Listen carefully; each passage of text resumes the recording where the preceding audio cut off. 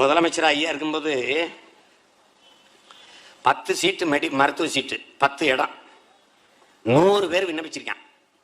100 கோப்புகள் அப்படி போடுறாங்க. கட்சி என்ன கொடுக்குறாங்க? ஐயா 10 இடம் தான் இருக்கு, 100 பேர் விண்ணப்பிச்சிருக்காங்க, இதுல 10 பேரை நீங்க தேர்வு பண்ணுங்கன்ட்டு. பெருந்தலைவர்கிட்ட முன்னாடி உட்கார்ந்துருக்கலாம் என்ன நினைக்கிறான்? காமராஜ் சாதிக்காரனா பார்த்து போட்டுருவாரு, காமராஜ் காங்கிரஸ்காரனா பார்த்து போட்டுருவாரு, கட்சிக்காரனா பார்த்துட்டு டக்குன்னு புரட்டிட்டு 5 நிமிஷத்துல டக்கு டக்குன்னு கோடை போட்டு இந்த அவனுக்கு கொடுத்துருன்னு போயிட்டாரு. வண்டியில உட்கார்ந்தவனே என்னங்கய்யா 100 இதுன்னு டக்குன்னு 5 நிமிஷத்துல முடிச்சு விட்டீங்களே, யாருக்கையா கொடுத்தியா அப்படின்னு ஏன்னா புரட்டிக்கிட்டே வந்தேன். அப்பன் பேர் இருக்க வேண்டியதுல 10 பேர் கைரேகை வச்சிருந்தான். எப்படி பாரு, 10 பேர் கைரேகை வச்சிருந்தாங்களே.